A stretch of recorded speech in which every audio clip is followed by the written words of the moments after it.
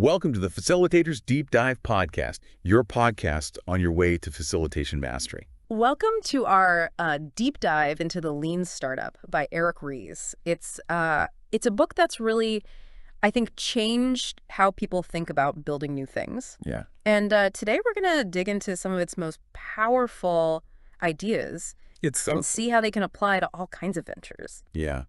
You know, it's interesting how Ries defines a startup. Okay. Because he doesn't limit it to like just tech companies, Right. He describes it as any human institution that's, Wow. trying to create something new under conditions of extreme uncertainty. Uncertainty, yeah. So I think really kind of broadens the scope of who can benefit from these ideas. So not just for Silicon Valley. Exactly. Okay. So that means if I'm like working on a project where there are lots of unknowns, Yeah. it doesn't matter if I'm a solo entrepreneur or, part of a huge company. Right. These principles could still apply. Yeah, precisely. And I think what's so compelling about Ries's story is that he didn't just like theorize about this stuff. Right. He lived it. Yeah. So his first startup, While it seemed to be on the path to success, Yeah. it ultimately failed, Oh, wow. which really forced him to kind of step back and re-examine everything he thought he knew about building businesses. that must have been so disheartening. Oh, absolutely. I mean, it almost feels like all those success stories we hear can set some pretty unrealistic expectations. You know what I mean? totally. And I think that's why his story resonates with so many people. Right. It's a reminder that, failure Yeah. is often part of the process. It's part of the, yeah. And that, like, those traditional management methods Right. might not be equipped to handle the rapid change and uncertainty that startups face. Hmm. And so his experience at IMVU, where he really developed the lean startup methodology, I think highlights this shift Okay. towards a more iterative, data-driven approach. So rather than fearing failure, it sounds like lean startup thinking is more about embracing it Yeah. as a learning opportunity. Can you unpack that a bit more? Yeah, for sure. I think the key is to shift our mindset from avoiding failure to seeking something called validated learning. Validated learning. Yes. Okay, Yeah. so what does that mean? So it's about testing our assumptions quickly and efficiently, using data to guide our decisions. Okay. So instead of spending months or even years building some product Yeah. in isolation only to find out that nobody wants it, Right, exactly. the lean startup approach suggests testing your assumptions Yes. much earlier. Yes, much earlier in the process. And this is where the concept of the minimum viable product, or MVP, comes in. The MVP. Okay. And I think a lot of entrepreneurs kind of struggle with this Okay. because it can be tough to release something that isn't perfect. You want it to be perfect. Right. You want that perfect product. But the goal of the MVP is not to create a finished product. Okay. It's about gathering those crucial customer insights as early as possible. I see. So how do you go about creating an effective MVP? I mean, it's more than just, throwing something together. Oh, for sure. It's not just haphazard. Yeah. There's definitely a strategy behind it. Yeah. You need to identify what your riskiest assumptions, Riskiest assumptions. Okay. the things that, if they're proven wrong, could like sink your whole project. Okay, so that makes sense. And then you design your MVP Yeah. to specifically test those assumptions. I see. So maybe instead of trying to build this, Right. all singing, all dancing product Everything. right out of the gate, maybe you focus on like can live this. one core feature. Exactly. Just that one core feature. And you can even get creative with it. Okay. Remember Dropbox's early demo video? Oh, yeah. It was a simple screen recording, not even a fully functional product, Yeah. but it brilliantly conveyed their value proposition. Right. It validated their core assumptions Yeah. and helped them attract early adopters. Such a great example of thinking outside the box Yeah. and finding a clever way to test your assumptions Right. without building, some super complex product. Exactly. And another example is Aardvark. They actually used a series of really simple prototypes to test different aspects of their question and answer service, Interesting. which allowed them to, quickly iterate and refine their product based on that user feedback. Okay, so you've built your MVP. Yeah. You've started gathering user feedback. Yeah. What's next? Well, that's where the measure part of the build, measure, learn feedback loop comes in. And this goes beyond just like casual feedback or those vanity metrics like website traffic or downloads. So what kind of data should you be looking at? The key is to identify what we call actionable metrics. Metrics that are directly tied to your business goals. Okay. These are the metrics that give you a clear picture of whether you're moving towards something called product market fit. Product market fit. Got it. Right. So let's say, for example, you're building like a social media platform. You might look at things like engagement metrics, like Right. daily active users or the average time spent on the platform, Yeah. rather than just focusing on like the total number of signups. Exactly. And it's about constantly analyzing this data, looking for patterns, Right. and making informed decisions about your next steps. It's almost like a scientific experiment, constantly testing and refining It is, yeah. your hypotheses. Yeah, that's a great way to put it. And I think it's one of the most powerful aspects of the lean startup approach. Yeah. It encourages a culture of experimentation, data-driven decision-making, Right. and continuous learning. That's really interesting because, we often hear this phrase, startups need to be data-driven. Right. But, I think you've explained it in a way that's Yeah. actually actionable Yeah, and less intimidating. You know what I mean? absolutely. And speaking of larger companies, Rees gives some really interesting examples of how even established businesses can benefit from these principles. Oh, really? Oh, yeah. Yeah. So you have companies like Intuit. I mean, they're a Fortune 1000 company. Yeah. And even the Consumer Financial Protection Bureau, a government agency. Wow. They've applied these principles to drive innovation. So it really challenges that old school thinking that you need a rigid plan to succeed. It's almost like the lean startup is saying, embrace the chaos. In a way, yes. Yeah. It's about acknowledging that in a world of constant change, being adaptable is more important than having the perfect plan. I think a lot of people might associate lean startup with, these scrappy new businesses. Yeah. But it's interesting to see how these principles can be applied at different scales. Yeah, absolutely. I think the core concepts resonate whether you're a solo founder working out of your garage Yeah. or a team leader within a massive organization. It's about building a culture of experimentation and continuous learning. That makes me think of another key concept from the book, pivot or persevere. Yeah. Can you explain how that decision point fits into the overall framework? Sure. It's a critical moment, in that lean startup journey where you have to decide Yeah. based on the data you've gathered, whether to stick with your current course or to make a significant change. And this change, this like structured course correction, Yeah. is what Rees calls a pivot. Exactly. And it's not about giving up on your vision. Okay. It's about being honest with yourself about what's working Right. and what's not, and having the courage to adapt based on what you've learned. So you're constantly kind of evaluating your progress, looking at the data, Right. asking yourself, are we moving toward product market fit or do we need to adjust our course? Precisely. Yeah. And Rees shares some really inspiring stories of companies that have made significant pivots, Okay. which led to, massive success. Okay. For instance, Vodafone. They started as like a complex social network for political activism, but they pivoted to a more streamlined product focused on voter contact, Okay. which is where they really found true traction. It's almost like finding your way through a maze, Right. constantly adjusting your path based on the feedback you're receiving. Exactly. And sometimes those adjustments can lead to unexpected discoveries. Absolutely. Another fascinating example is Wealthfront. Okay. They actually started as an online gaming platform for amateur investors. Wow. Okay. Yeah, which sounds completely different from their current identity as this successful financial management service. That's a dramatic pivot.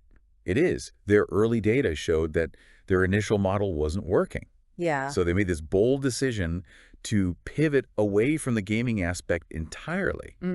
It was a risky move, but it ultimately led to the Wealthfront we know today. I'm really starting to see how this data-driven approach can lead to these Yeah. decisions that are kind of counterintuitive, Yeah. but ultimately successful. That's the beauty of it. It challenges our assumptions and forces us to be open to new possibilities. I think we could spend hours discussing these fascinating examples of pivots Oh, yeah. and how companies kind of navigate those crucial decision points. But, we've covered a lot of ground already We have. in just this part of our deep dive. We have. We've explored the core principles of the lean startup methodology, Yeah. from embracing failure as a learning opportunity to understanding the importance of the MVP, Right. validated learning, and the build, measure, learn feedback loop. Right. We even touched upon the concept of pivots and the courage it takes to adapt when things aren't working. But there's still so much more to explore. We've only just scratched the surface of the practical applications of the lean startup. Absolutely. In the next part of our deep dive, we'll delve even deeper into the tools and techniques that can help you bring these principles to life. Okay. We'll explore innovation accounting, a framework for measuring progress in a way that makes sense for startups. Right. And we'll also look at the different engines of growth and how understanding them can help you build a sustainable business. Stay tuned. Welcome back to our deep dive into the lean startup. We've laid a solid foundation, I think. Yeah. But now it's time to tackle a question I think a lot of entrepreneurs grapple with. Okay. How do you actually measure progress in a startup environment Yeah, that's a great point. where things are constantly changing? Because those traditional accounting metrics, like Yeah. profit and loss, Yeah, they don't always tell the whole story, especially especially in the early stages. yeah, in those early stages.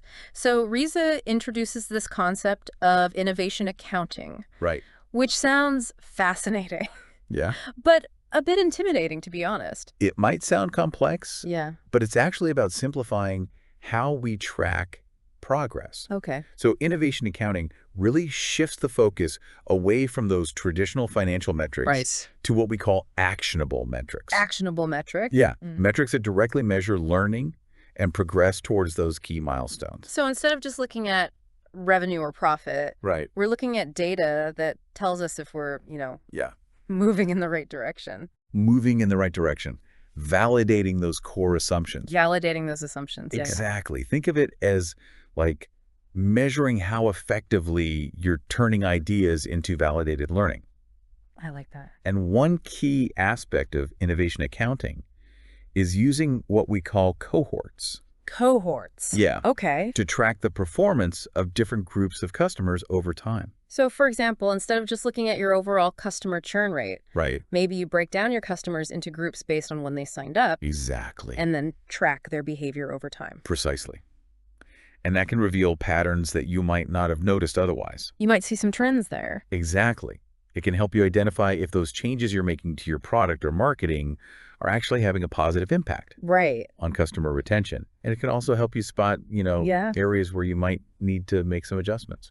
That's super helpful. So, how do you know which metrics to track? Because it can feel a little overwhelming with all the data available. Oh, absolutely. I think it's crucial to align your metrics with your business goals and what we call your engine of growth. And remember, vanity metrics, Vanity metrics. yeah, they can be very misleading. Right, because they might look impressive, They look great, but they're not really telling you.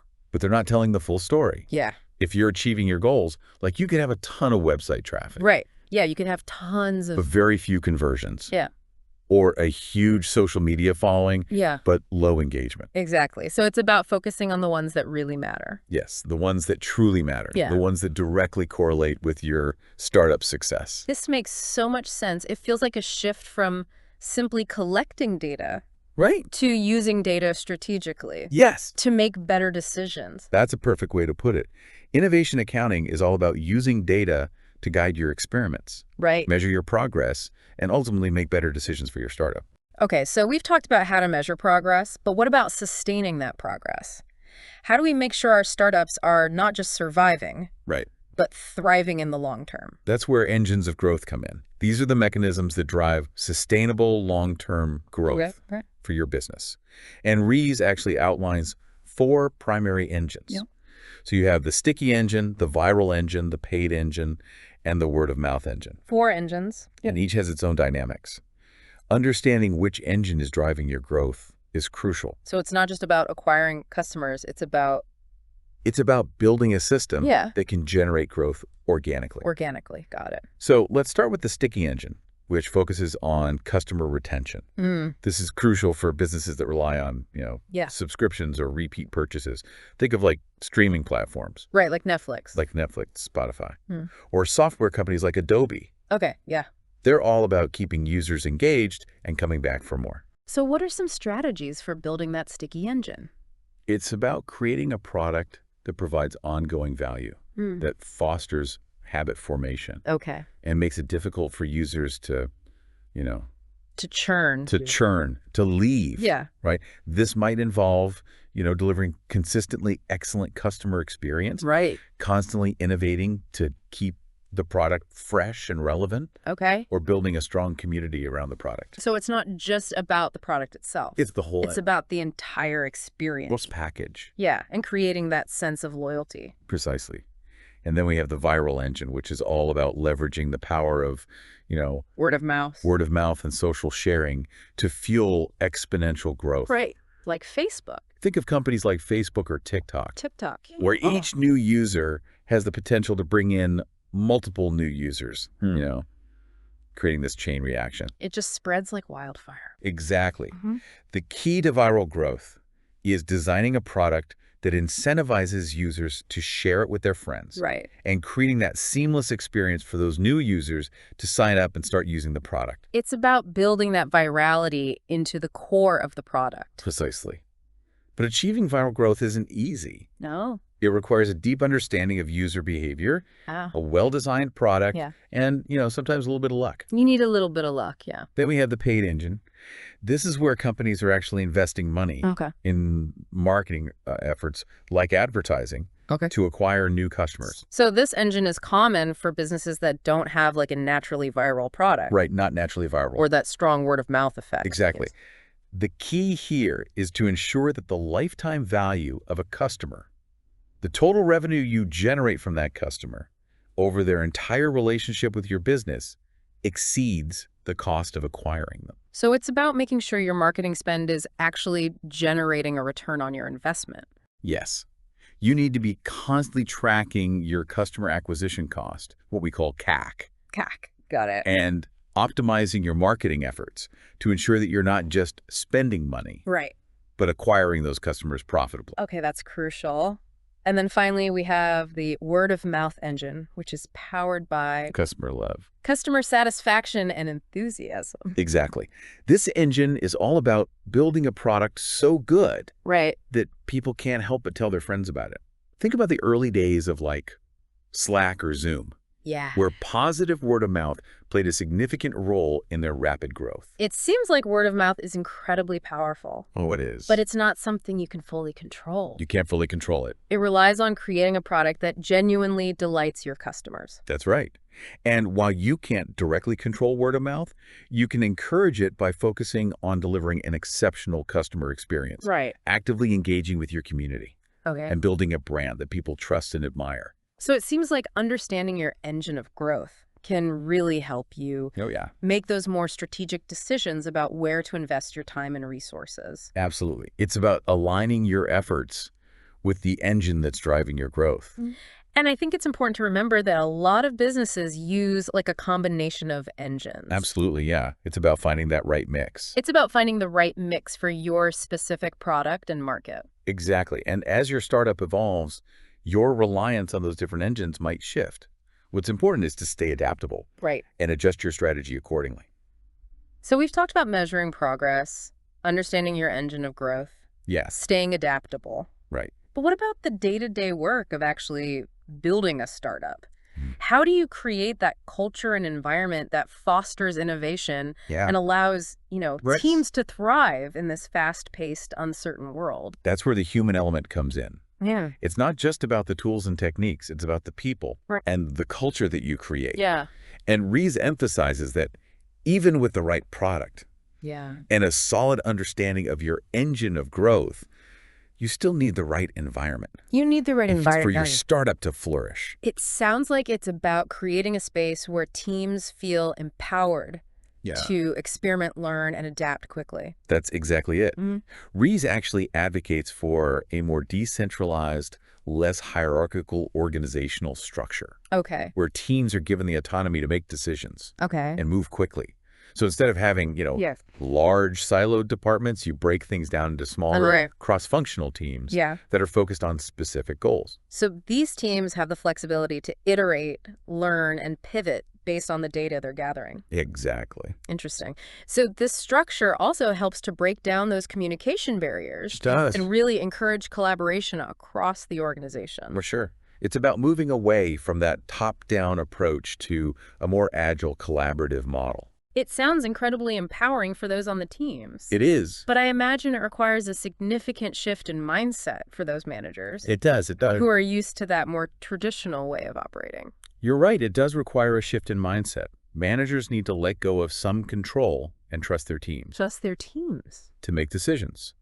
But the benefits of this approach in terms of speed, innovation, and employee engagement can be huge. It's about fostering a culture of trust and empowerment Yes. rather than micromanagement and rigid hierarchies. Exactly. And this type of culture often leads to, higher morale, increased creativity, and a greater sense of ownership among team members. Okay, so we've talked about that organizational structure, Yeah. but what about fostering that culture that embraces experimentation Right. and continuous learning?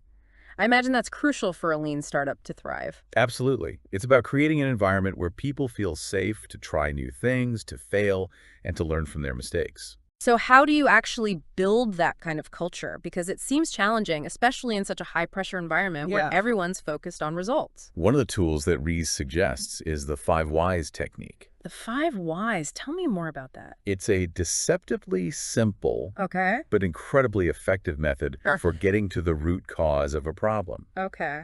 So instead of just addressing those symptoms, the 5 whys encourage you to keep asking why Keep asking why. until you uncover that underlying cause. It's like peeling back the layers of an onion to get to the core. Exactly. And this process not only helps you understand why something went wrong, Right. but it also empowers you to come up with preventative measures to avoid similar problems in the future. So it's about shifting from a blame culture to a learning culture Yes. where mistakes are seen as opportunities for growth. That's a great way to put it. It's about creating an environment where people feel comfortable admitting mistakes Right. and are encouraged to learn from them. And it sounds like this technique could even be applied beyond just startups and product development. Oh, absolutely. It seems like a valuable tool for any team or organization looking to improve their problem solving Yeah, any team. and learning processes. You're absolutely right. The 5 whys is incredibly versatile. It can be applied to a wide range of situations. Yeah. It's a powerful tool for fostering that culture of continuous improvement. This all sounds fantastic, but I'm curious about how these principles play out in larger organizations. It seems like it might be more challenging to foster this kind of agility and experimentation when you're dealing with these established processes and, kind of entrenched ways of thinking. You've hit on a critical point. Yeah. Large organizations often struggle with innovation because of their inherent inertia. Yeah.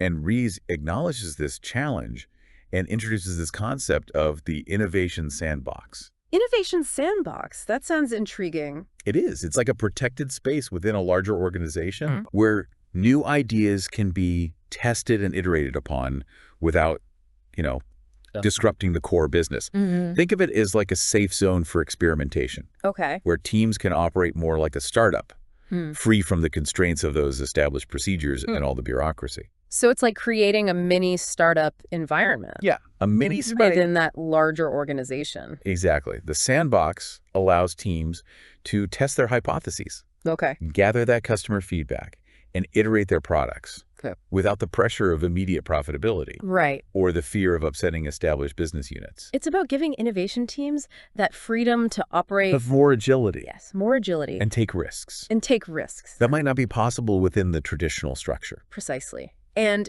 if an experiment within that sandbox proves successful, it can then be integrated into the wider organization. That sounds like a fantastic way to kind of balance that need for stability with the desire for innovation and growth. It is. But I imagine setting up and managing an innovation sandbox effectively requires careful planning. It does. And a supportive leadership team. You're absolutely right. It requires a commitment from leadership to foster that culture of experimentation. Right. And to provide the necessary resources and autonomy for the sandbox to succeed.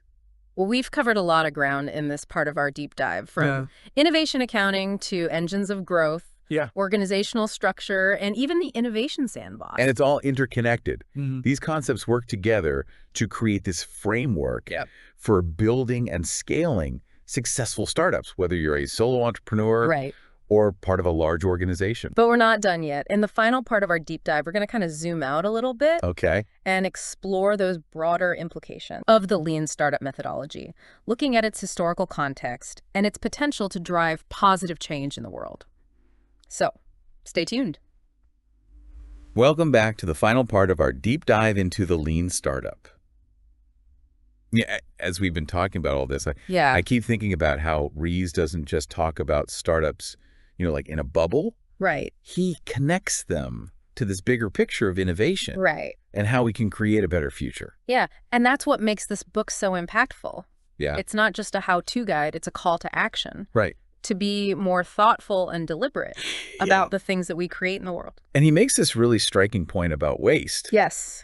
He argues that, in the 21st century, one of the biggest forms of waste is building things that nobody wants or needs. Oh, absolutely. Kind of a tough pill to swallow for a lot of entrepreneurs. It's a tough truth, but it's an essential one to acknowledge. We waste so much time, energy, and resources pursuing ideas that haven't been properly validated. Right. Or clinging to products that no longer serve their purpose. I mean, it's kind of heartbreaking when you think about all the potential that's squandered because of, a fear of failure or a lack of data or an unwillingness to adapt. Absolutely. And that's where the lean startup methodology offers this powerful antidote. Okay. It encourages us to be more experimental, more customer-centric, more willing to embrace change. It's about challenging that status quo and constantly seeking ways to improve, not just our product. Not just our products, but our processes and how we operate as organizations. Our processes, It makes me wonder, are there lessons here that go beyond just the business world?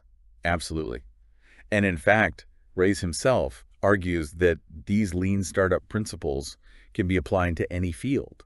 Where you're trying to create something new or solve a complex problem. So that could be. Whether it's in government, education, even nonprofit work. It's interesting because he puts this whole lean startup movement into this historical context of, these previous management revolutions like Taylorism and the rise of mass production. And he argues that while those revolutions were incredibly successful in their time, they led to increased efficiency and standardization. Right. They also led to some unintended consequences. Okay. We became so focused on optimization and predictability that we sometimes lost sight of that human element. Right, yeah. The importance of creativity and adaptability. It's like we traded flexibility for efficiency. We did. And, in a world that's constantly changing, that can be a recipe for disaster. Exactly.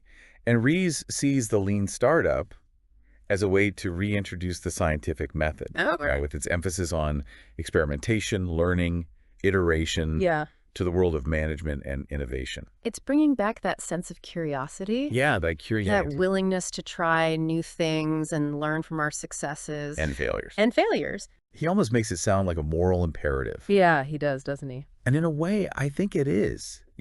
He argues that we have this responsibility to be good stewards of resources, to not squander our potential, to build things that truly make a positive impact on the world. And it's a really powerful message. I think it resonates so much in today's world. It does. You know, where we're facing these complex challenges. So many. From climate change to social inequality. And the lean startup offers this framework for tackling these challenges, not by clinging to those outdated models, but by embracing experimentation and continuous learning, being agile, adaptable, data-driven, always seeking those better solutions. It's pretty inspiring. It is. It feels like he's saying we all have the potential to be innovators and change makers. We do. Not just in business. Yeah, in all aspects. But in all aspects of our lives. That's the beauty of it. It empowers us to take action, to experiment, to learn, and to create a better future. Well, we've reached the end of our deep dive into the lean startup. I feel like we've covered so much ground.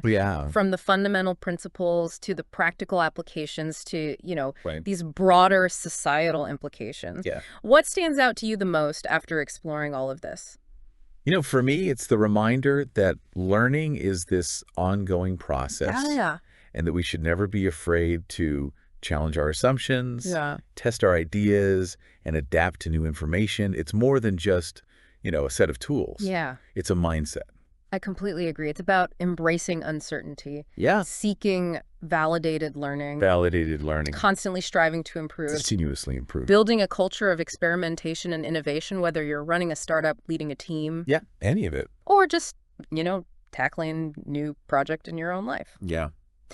So as we wrap up, what experiment will you run next? How will you apply these ideas to make something amazing? Thanks for joining us on this deep dive. See you next time on the Facilitators Deep Dive Podcast, your podcast on your way to facilitation mastery. Until next time. See you then.